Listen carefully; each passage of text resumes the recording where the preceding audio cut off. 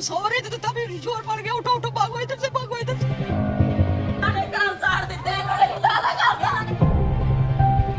ہر چیز اٹھا کے لے گئے, فریج بھی اٹھا کے لے گئے, میری بچی کا زیور تھا وہ بھی اٹھا کے لے گئے, پیسے بھی تھے, میرا آدمی بیمار تھا, میرے بچے کماتے تھے, میں لوگ کے گھروں میں کام کرتی تھی, میں لوگ کے صفائیاں کرتی تھی, لوگ کے گھروں میں, انہوں کا ہمارے پہ ترس نہیں آیا.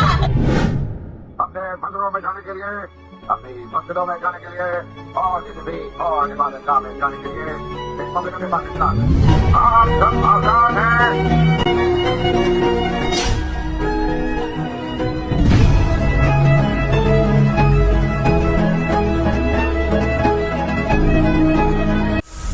السلام علیکم. امید ہے کہ آپ سب خیریت سے ہوں گے, لیکن میرے ملک میں بسنے والی مائنورٹیز خیریت میں نہیں ہے. میرے ملک میں رہنے والا عیسائی اپنے آپ کو خطرے میں سمجھ رہا ہے.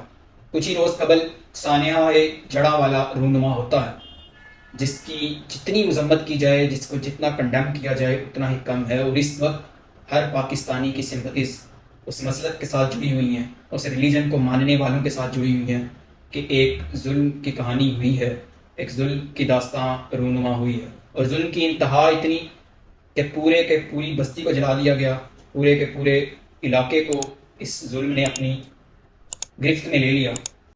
یہ ظلم ڈھایا گیا اس مسلک کی طرف سے جو اس پاکستان میں 97% کی آبادی ہے, جو اپنے آپ کو مسلمان کہتی ہے اور اسلام کا پیروکار کہتی ہے.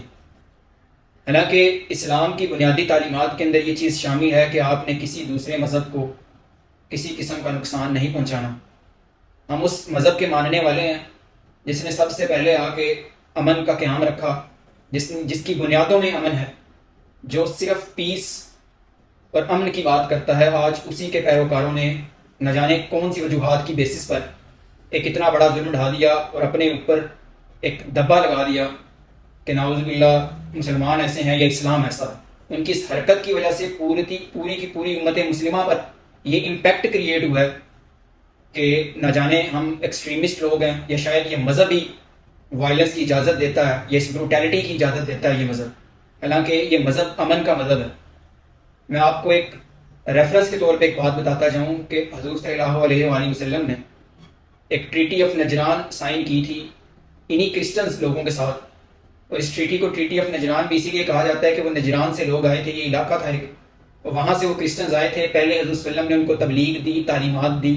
جب وہ اس پر ایگری نہیں کیے تو حضور صلی اللہ علیہ وسلم نے ان کے ساتھ ایک ٹریٹی سائن کی کہ مسلمان آپ کی جان مال کی حفاظت کریں گے, آپ کو اجازت ہے آپ اپنی جتنی بھی ریلیجس ایکٹیویٹیز ہیں ان کو کنٹینیو کر سکتے ہیں, ان کو بغیر کسی ڈر اور خوف سے آپ اپنے مندر بنا سکتے ہیں, آپ اپنے چرچ بنا سکتے ہیں, آپ اپنی عبادت گاہیں قیام کر سکتے ہیں. اس سانحے کو رونما ہونے کے پیچھے جو وجہ بتائی گئی وہ بتائی گئی اسلام کی بے حرمتی, کہ کرسچن کمیونٹی کی طرف سے 2 لڑکوں نے اسلام کے خلاف حضور صلی اللہ علیہ وآلہ وسلم کی بے حرمتی کی ہے, نعوذ باللہ. اس کی وجہ سے یہ واقعہ رونما ہوا. حالانکہ اسلام قطعاً اس چیز کی اجازت نہیں دیتا. اسلام سب سے پہلے اگر اس طرح کا واقعہ رونما ہو جاتا ہے تو اس کو انویسٹیگیٹ کرواتا ہے, وہ فورس کرتا ہے کہ آپ سب سے پہلے اس انسیڈنٹ کو جس کی بیسس کے اوپر آپ کوئی ایکشن لینے جا رہے ہیں اس کو پہلے انویسٹیگیٹ کریں تھورلی, اس کو چیک کریں کہ آیا کہ یہ الزام ٹھیک بھی ہے یا نہیں, یا آیا کہ جو یہ چیز ہے یہ درست بھی ہے یا نہیں, اس کی تصدیق کی جائے ہر اینگل سے. پھر اس کے بعد اتھارٹیز کا کام ہے, ریاست کا کام ہے کہ وہ اس کے اوپر ایکشن لے اور اس کو سزا سنائے, یا جو بھی اس کے معاملات ہیں اس کے ساتھ کرے. لیکن جڑا والا کے اندر یہ نہیں ہوا جو اسلام چاہتا تھا, بلکہ وہ ہوا جو وہ خود چاہتے تھے. انہوں نے قانون کو اپنے ہاتھ میں لیا, ریاست سے بغاوت کی اور خود فیصلہ سنایا اپنی من مرضی کا. پاکستان جیسے ملک میں ایک ایسا بھی گروپ ہے, ایک ایسا گروہ بھی رہتا ہے جو اس سانحے کو کنڈیم بھی کر رہا ہے, اس کی مذمت بھی کر رہا ہے اور اس سے ایڈوانٹیج بھی لے رہا ہے. ایڈوانٹیج وہ اس صورت میں لے رہا ہے کہ وہ اس واقعے کو, اس انسیڈنٹ کو منسلک کروا رہا ہے اسلام کے ساتھ. وہ یہ باور کروانا چاہ رہا ہے لوگوں کو کہ اسلام ہی وہ مذہب ہے جو اس چیز کی اجازت دیتا ہے.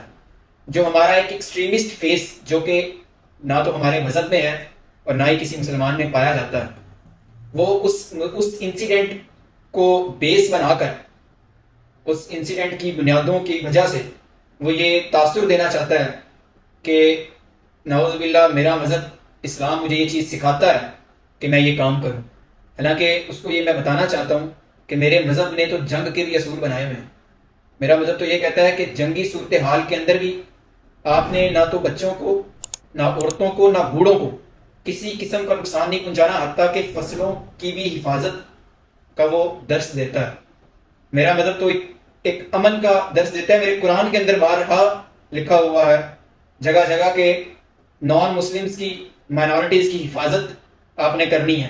اگر ریاست کے اندر، اسلامک اسٹیٹ کے اندر کوئی نان مسلم رہ رہے ہیں تو ان کو اجازت دیتا ہے میرا مذہب اس چیز کی کہ وہ اپنی جو ریلیجس ایکٹیویٹیز ہیں ان کو کسی بھی طریقے سے وہ ان کو منا سکتا ہے، اس کو بھرپور آزادی ہے ہر قسم کی۔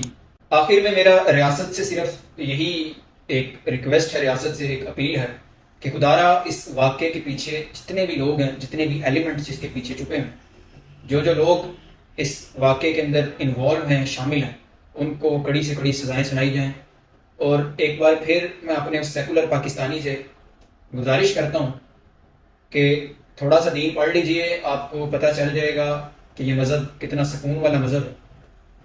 یہی وہ مذہب تھا جس نے عورت کو زندگی بخشی ہے، اور یہی وہ مذہب تھا جس نے امن کا درس دیا۔ ٹھیک ہے، تھوڑی سی ہسٹری کو آپ پڑھیں۔ اور دوسرا میں ان لوگوں سے اپیل کرتا ہوں، یہ ریلیجس کنوکشنز کے بیسس کے اوپر جو ہم کام کرتے ہیں نا، سنی سنائی باتوں کے اوپر کہ بے حرمتی ہو گئی ہے تو قتل واجب ہو گیا، وہ آپ نے قتل نہیں کرنا، وہ اتھارٹیز کا کام ہے، تمام کام ریاستوں کے ہیں، وہ آپ کے نہیں ہیں۔ تو خدا را خود سے سوچا کریں، سنی سنائی باتوں پر عمل پیرا نہ ہوا کریں۔ اور میں آخر میں پھر اس واقعے کو بہت زیادہ کنڈیم کرتا ہوں، اور مجھے افسوس ہے کہ یہ واقعہ رونما ہوا میرے ملک پاکستان میں، اور میں دعا گو ہوں کہ خدا را ایسے واقعے اس طرح کے سانے آج کے بعد میرے ملک میں نہ ہوں۔ شکریہ۔